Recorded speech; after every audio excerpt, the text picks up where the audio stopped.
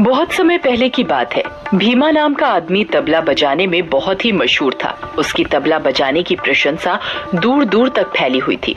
गांव में जब किसी के घर कोई भी खुशी का कार्यक्रम होता तो सब भीमा को ही तबला बजाने के लिए बुलाते थे। एक दिन की बात है, भीमा जामपुर के गांव में तबला बजाने के लिए गया। वहां के लोगों को उसका तबला बजाना बहुत पसंद आया। अरे भीमा, तुम तो बहुत अच्छा तबला बजाते हो, मन खुश कर दिया। थोड़ा और बजाओ। जी शुक्रिया, अभी बजाता हूँ। वाह भीमा, वाह भाई वाह। सब लोग खुशी से भीमा को पैसे देते हैं। भीमा खुश होते हुए सभी गांव वालों से पैसे ले लेता है और बहुत खुश होता है। आज तो तबला बजाकर बहुत ही अच्छी कमाई हो गई। घर जाकर ये सारे पैसे राधा को दूंगा, वो बहुत ही खुश होगी। घर पहुंचकर, राधा, ये लो आज की कमाई। इतने सारे पैसे, अब तो हम जल्दी ही अमीर बन जाएंगे। हाँ हाँ जरूर। सबसे पहले तुम मेरे लिए सोने के कंगन बनवाना। मेरा सोने के कंगन पहनने का बहुत मन है। अच्छा बाबा, जो तुम्हारा मन हो वो बनवा लेना। और अगली सुबह भीमा फिर पास के गांव में तबला बजाने के लिए जाता है। वो गांव जाकर तबला बजाता है। सभी लोग उसके तबले की तारीफ करते हैं और उसे अच्छे खासे पैसे देते हैं। तभी गांव का मुखिया भीमा को बुलाता है। भीमा, कल मेरे घर मेरी इकलौती बेटी नीता की शादी है और तुम्हें उसकी शादी में तबला बजाना है। जी मालिक, जरूर बजाऊंगा। देखो भीमा, कल मेरी बेटी नीता की शादी है और तबला बजाने में कोई भी गलती नहीं होनी चाहिए। मेरी बेटी की शादी में दूर दूर से सभी रिश्तेदार आएंगे, समझे मालिक? कोई भी गलती नहीं होगी। और भीमा अपने घर की ओर चल पड़ता है। रास्ते में उसे पेशाब लगता है तो वो एक पेड़ के नीचे खड़े होकर पेशाब करने लगता है। जिस पेड़ के नीचे भीमा पेशाब कर रहा होता है, उस पेड़ पर एक चुड़ैल बैठी थी। तभी भीमा को कुछ आवाज सी आती है। कौन है? कौन है? भीमा डर जाता है और मन ही मन कहता है, अरे राम, ये किसकी आवाज है? और वो जल्दी जल्दी अपना तबला उठाने लगता है। तभी उसके सामने एक चुड़ैल आ जाती है। भीमा बहुत बुरी तरह डर जाता है और वो अपना तबला उठाकर बहुत तेज भागता है। चुड़ैल भी भीमा के तबले में समा जाती है और भीमा को पता ही नहीं चलता। वो जल्दी जल्दी घर आ जाता है। राधा, कहाँ हो तुम? अरे क्या हुआ? तुम इतने घबराए हुए क्यों हो? क्या हुआ? भीमा राधा को सारी बात बताता है। अब क्या होगा रे? चुड़ैल अगर हमारे घर तक आ गई तो? तुम डरो मत, ऐसा कुछ नहीं होगा। और अगले दिन, राधा, जल्दी खाना दो, मुझे मुखिया की बेटी की शादी में जाना है, कहीं देर ना हो जाए। मुखिया को नाराज करना ठीक नहीं होगा। मुखिया अपनी बेटी की शादी में ढेर सारा इनाम भी देंगे ना? हाँ देंगे। ये कहकर भीमा मुखिया के घर पहुंच जाता है। मुखिया के घर बहुत से रिश्तेदार आए हुए थे। बहुत ही सुंदर सजावट हो रही थी। सब लोग मुखिया के घर शादी में आए हुए थे। घर में हंसी खुशी का माहौल था। भीमा, तुम तबला बजाना शुरू करो। जी मुखिया जी। तभी अचानक मुखिया के घर से चीखने की आवाज आती है। सभी लोग घर के अंदर भागते हैं तो सबकी आंखें फटी की फटी रह जाती हैं।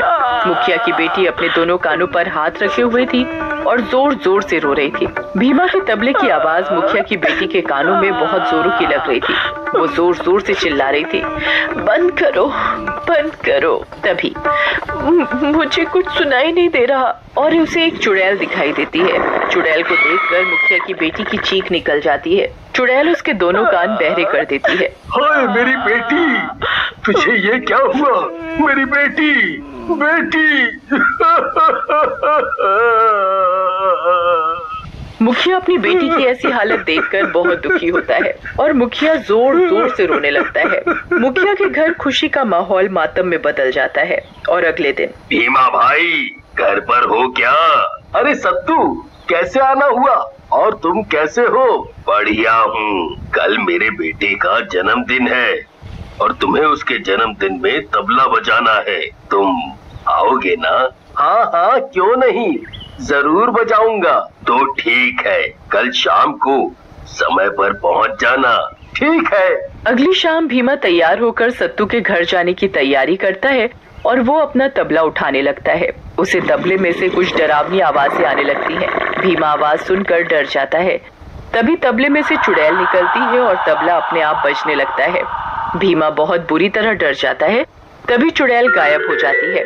भीमा की समझ में कुछ नहीं आ रहा था कि ये उसके साथ क्या हो रहा है और वो सत्तू के घर तबला बजाने जाता है। भीमा, तुम आ गए। सत्तू के घर बहुत ही खुशी का माहौल था। आज उसके बेटे बिट्टू का जन्मदिन है। घर में सभी लोग बहुत खुश हैं। भीमा, तुम तबला बजाना शुरू करो। जैसे ही भीमा तबला बजाना शुरू करता है,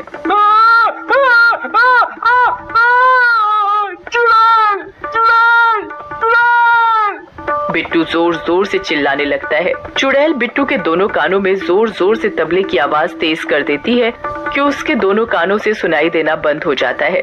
बिट्टू बहरा हो जाता है। भीमा के तबले में चुड़ैल बैठी थी जो सिर्फ बिट्टू को ही दिख रही थी। कहाँ है चुड़ैल?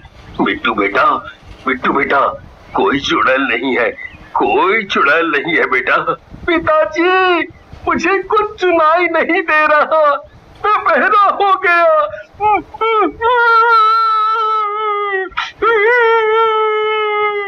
बिट्टू का जन्मदिन दुख में बदल जाता है। हाय मेरा बिट्टू, तुझे क्या हो गया? अभी तो सब कितना ठीक था। बेचारे बिट्टू के साथ बहुत बुरा हुआ। पहले मुखिया की बेटी के साथ ये सब हुआ, अब बिट्टू के साथ ठीक नहीं है। अब बिट्टू के साथ सभी लोग अपने अपने घर चले जाते हैं। कुछ दिनों के बाद गांव में एक प्रतियोगिता का आयोजन था। सभी लोग अपना हुनर दिखाने के लिए उसमें भाग ले रहे थे। क्यों ना मैं भी इस प्रतियोगिता में भाग लूं? जो जीतेगा उसे अच्छा खासा इनाम मिलेगा। भीमा जैसे ही तबला बजाने लगता है, मंच पर बैठे सरपंच के कानों में भीमा के तबले की आवाज जोर जोर से लगने लगती है। भीमा के तबले में बैठी चुड़ैल तबले की आवाज बहुत तेज कर देती है, जिससे सरपंच के दोनों कानों से सुनाई देना बंद हो जाता है। हाय, मर गया रे मेरे कान। अरे कोई सुनो रे, मेरे कानों को क्या हो गया? कोई बचाओ रे, मुझे कुछ सुनाई नहीं दे रहा। सरपंच जी, आप ठीक तो है ना? अरे समझ में नहीं आ रहा, आखिर इस गांव में हो क्या रहा है? जब किसी के यहाँ कोई भी उत्सव होता है तो उसके घर कोई ना कोई बहरा हो जाता है। पहले मुखिया जी की बेटी के साथ ऐसा हुआ, फिर बिट्टू, अब सरपंच जी। मुझे तो लगता है इस गांव पर बहुत बड़ी मुश्किल आने वाली है। तभी गांव का एक आदमी कहता है, मुझे तो यह सब भीमा का करा धरा लगता है। जब भीमा किसी के आयोजन में तबला बजाने जाता है तब कोई ना कोई बहरा हो जाता है। हाँ। हो, तुम सही बोल रहे हो। अरे भाई, मैंने कुछ नहीं किया, मुझे मत मारो। मैंने कुछ नहीं किया, मुझे कुछ नहीं पता कि ये सब कैसे हो रहा है। मैं तो सिर्फ तबला बजाता हूँ, मेरा इसमें कोई हाथ नहीं है। मुझे जाने दो, मुझे जाने दो।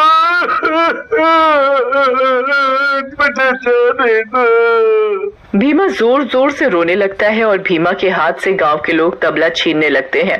तभी उसमें से एक चुड़ैल निकलती है। चुड़ैल, भागो रे भागो, अरे चुड़ैल है। गांव के सभी लोग चुड़ैल को देखकर बहुत बुरी तरह डर जाते हैं। चुड़ैल भीमा का तबला बड़ी जोर जोर से बजाने लगती है। अरे मेरे कान, ये चुड़ैल तो मुझे ही मार डालेगी।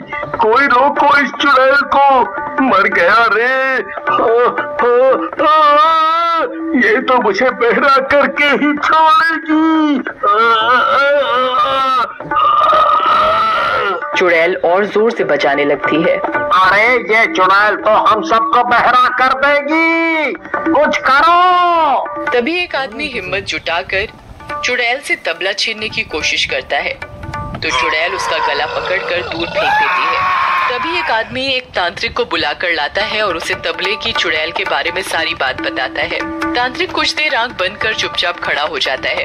वो अपने हाथ में कुछ भस्म लेकर मंत्र पढ़ता है और वो भस्म लेकर तबले के ऊपर फेंकता है तो तबला जलकर भस्म हो जाता है तो चुड़ैल भी जलकर मर जाती है। चुड़ैल के मरते ही वो सभी लोग ठीक हो गए जिनको सुनाई देना बंद हो गया था। उन्हें पहले की तरह ही सुनाई देने लगा था।